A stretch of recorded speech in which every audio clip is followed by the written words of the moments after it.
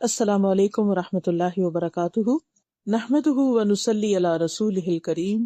اما بعد فاعوذ باللہ من الشیطان الرجیم، بسم اللہ الرحمن الرحیم، رب اشرح لی صدری ویسر لی امری واحلل عقدۃ من لسانی یفقہوا قولی۔ قرآن مجید میں اللہ سبحانہ وتعالیٰ فرماتے ہیں، لیس البر ان تولوا وجوہکم قبل المشرق والمغرب ولكن البر من آمن بالله واليوم الآخر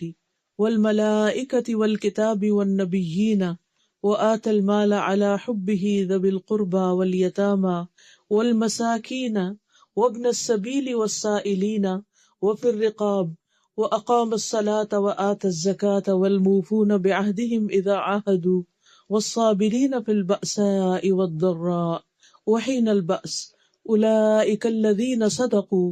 وَأُولَئِكَ هُمُ الْمُتَّقُونَ۔ سورۃ البقرہ آیت 177۔ نیکی یہ نہیں کہ تم اپنے چہرے مشرق اور مغرب کی طرف پھیر لو، لیکن دراصل نیکی اس کی ہے جو اللہ اور آخرت کے دن، فرشتوں، کتاب اور انبیاء پر ایمان لائے اور اس کی محبت کے باوجود اپنا مال دے رشتہ داروں، یتیموں، مسکینوں، مسافروں، مانگنے والوں کو اور گردنیں چھڑانے میں، اور نماز قائم کرے اور زکوٰۃ دے، اور جو اپنا عہد پورا کرنے والے ہیں جب عہد کرے، اور خصوصاً جو تنگ دستی اور تکلیف میں اور لڑائی کے وقت صبر کرنے والے، یہی لوگ ہیں جنہوں نے سچ کہا اور یہی بچنے والے ہیں، متقی ہیں۔ یہ آیت قرآن مجید کی ان آیات میں سے ہے جو بہت ہی جامع آیات ہے، جس میں ایک آیت کے اندر یوں سمجھے کہ پورا دین سمو دیا گیا ہے۔ اس میں ایمان کا ذکر بھی ہے، اس میں عبادات کا ذکر بھی ہے، اور اس میں اچھے اخلاق کا ذکر بھی ہے۔ یہ ساری چیزیں مل کر انسان کے اندر ایک خاص قسم کی سکینت پیدا کرتی۔ اللہ سبحانہ و تعالیٰ نے ہمیں پیدا کیا اور اس کو معلوم تھا کہ ہماری ضرورت کیا ہے، ہمیں کیا چاہیے، اور جو بھی چیز ہماری ضرورت کی تھی اس نے ہمیں عطا کی، جس میں ہماری جسمانی ضروریات ہیں، کھانا پینا، لباس، گھر، شادی، بچے، ہماری جذباتی ضروریات ہیں کہ ہمیں اپنے رشتوں سے، دوستوں سے محبت ملے، اس کے ساتھ ساتھ ہماری کچھ روحانی ضروریات بھی ہیں، ہمارے دل کی ضروریات بھی ہیں، اور وہ ضروریات پوری ہوتی ہیں وحی الہی کے ذریعے، اللہ سبحانہ و تعالیٰ کے کلام کے ذریعے، اللہ کی کتاب کے ذریعے، اللہ تعالیٰ کے احکامات کے ذریعے، جب انسان ان کو پڑھتا ہے، سنتا ہے، سمجھتا ہے اور اس کے مطابق اپنی زندگی بسر کرتا ہے۔ ہر انسان کے اندر اللہ سبحانہ و تعالیٰ نے نیکی کا شوق رکھ دیا، وَأَلْهَمَهَا فُجُورَهَا وَتَقْوَاهَا، جہاں اس کے اندر غلط کاموں کی طرف ایک انکلینیشن اس کا نفس اس کو مائل کرتا ہے، ان النفس لامارۃ بالسوء، بے شک نفس تو انسان کو برائی پر اکساتا ہی ہے، وہاں دوسری طرف اس کے اندر فطری طور پر نیکی سے محبت اور نیکی کرنے کے بعد ایک خوشی ہوتی ہے۔ یہ خوشی ہر انسان کو چاہیے ہوتی ہے، اس کے بغیر انسان کی تکمیل نہیں ہوتی، انسان مکمل نہیں ہوتا، انسان کمپلیٹ نہیں ہوتا، اس کو اطمینان اور خوشی نصیب نہیں ہوتی۔ انسان جتنا چاہے کھا لے، اچھے سے اچھا کھا لے، اچھے سے اچھا پہن لے، کپڑا پہنے، زیور پہنے، اچھے سے اچھا گھر بنا لے، اس کے آس پاس دوستوں کا، رشتہ داروں کا، پیاروں کا ایک بڑا سرکل ہو، لیکن جب تک اس کا تعلق اپنے رب کے ساتھ نہیں، جب تک اس کی محبت اپنے رب کے ساتھ نہیں، اس وقت تک اس کے اندر ایک خلا باقی رہتا ہے، اس کے اندر ایک اطمینان کی کیفیت نہیں آتی، کیونکہ اللہ ہی نے ہمیں پیدا کیا اور سب سے زیادہ اسی کا حق ہے کہ ہم اس کا شکر ادا کریں اور اس کو راضی کریں، اس کو خوش کر دیں۔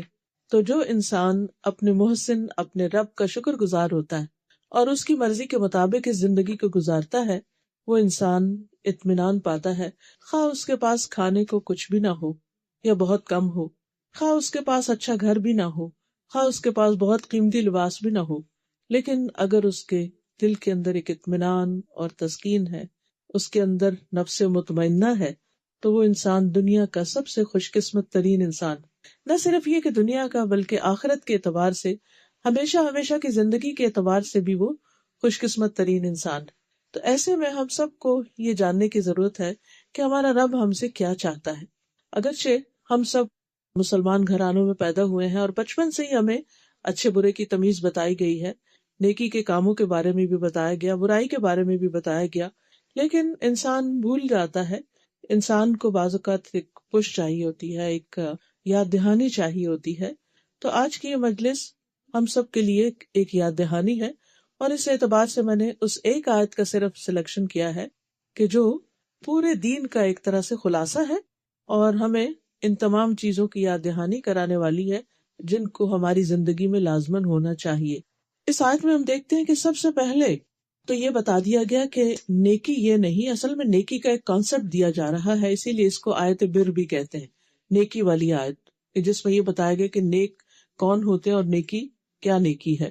تو نیکی یہ نہیں کہ انسان اپنا رخ مشرق کی طرف کر لے یا مغرب کی طرف کر لے یا کسی ایک خاص ڈائریکشن کو فالو کرنا شروع کر دے،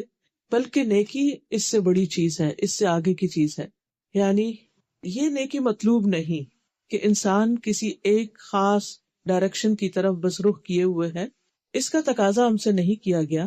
بلکہ اس کے علاوہ کچھ کام ہیں جن کے بارے میں ہم سے مطالبہ کیا گیا ہے، یا جو نیکی کے کام جن کو ہمیں کرنے کی تلقین کی گئی ہے۔ اصل میں یہ آیت نازل اس وقت ہوئی تھی کہ جب مسلمانوں کو قبلہ تبدیل کرنے کا حکم دیا گیا۔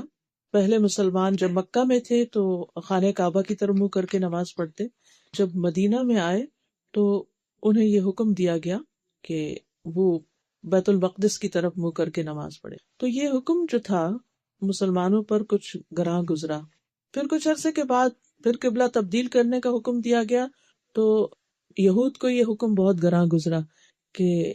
یہ کیا بات ہے، کبھی ایک طرف رخ کرنے کا حکم ہے کبھی دوسری طرف۔ تو حقیقت یہ ہے کہ انسان کے اندر ایک ویکنس ہے کہ وہ چینج کو بہت جلدی ایکسپٹ نہیں کرتا، اس کو وقت لگتا ہے، چاہے وہ اچھائی کی طرف جانے کا ہو یا دوسری طرف جانے کا ہو۔ تو بہرحال اس چینج کو ایکسپٹ کرنا ان کے لیے مشکل تھا، کبھی ایک طرف ہم رخ کر کے نماز پڑھ رہے ہیں کبھی دوسری طرف۔ تو یہاں پر دین کی روح اور نیکی کی روح بتا دی گئی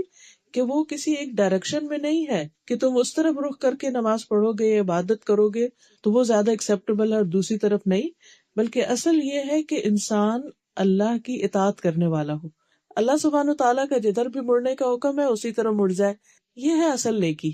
یعنی نیکی کی روح کیا ہے؟ نیکی کی روح یہ ہے کہ انسان وہ کام کرے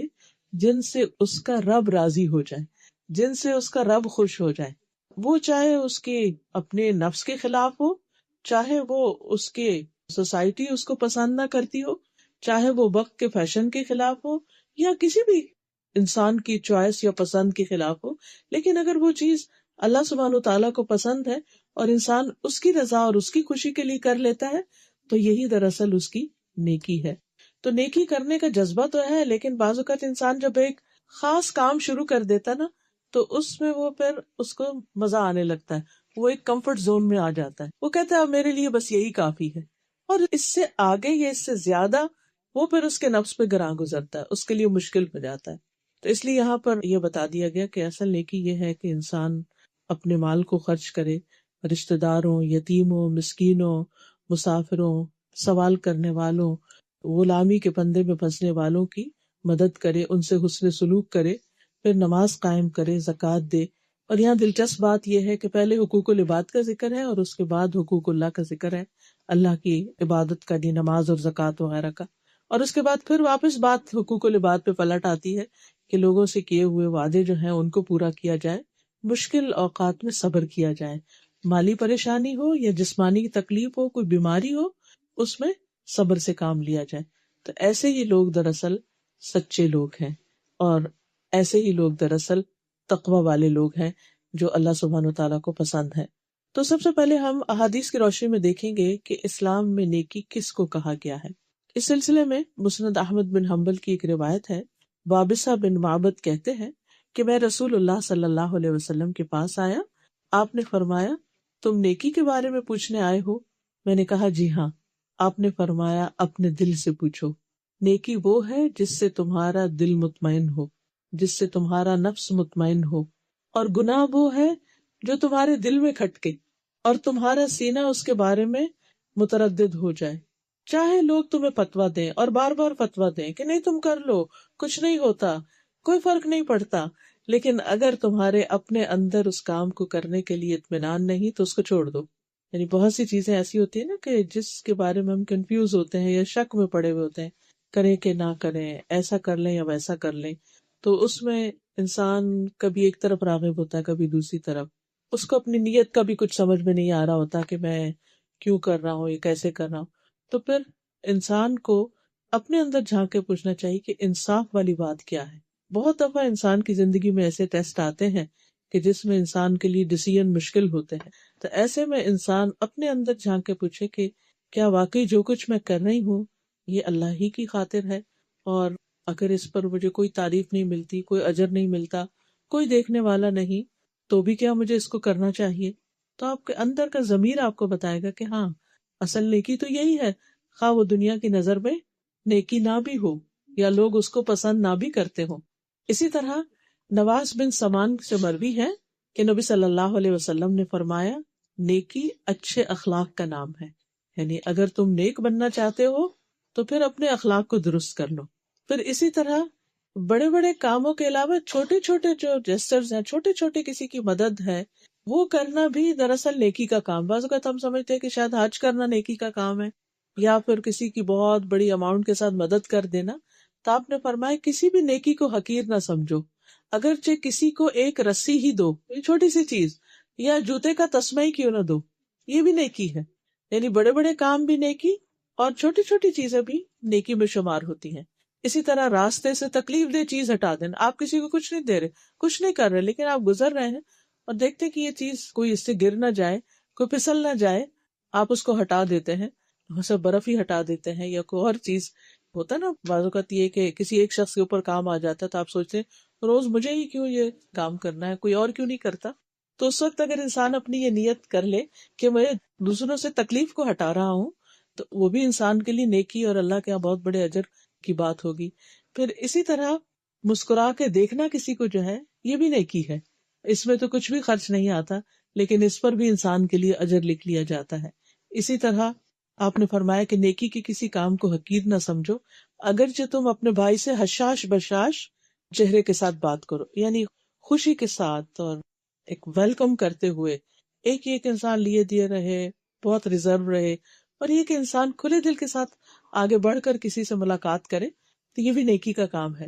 پھر اسی طرح سلام کرتے رہنا، سلام پھیلانا، اچھی بات کرنا. ایک شخص آئے اور کہنے لگے اللہ کے رسول صلی اللہ علیہ وسلم، آپ مجھے کوئی ایسا کام بتا دیں کہ میں جنت میں چلا جاؤں، جنت میں داخل ہو جاؤں. تو آپ نے فرمایا دو چیزیں مغفرت کو واجب کرتی ہیں، یعنی اگر تم وہ کرو گے تو تمہارے گناہ بخشے جائیں گے، یعنی جنت میں لے جانے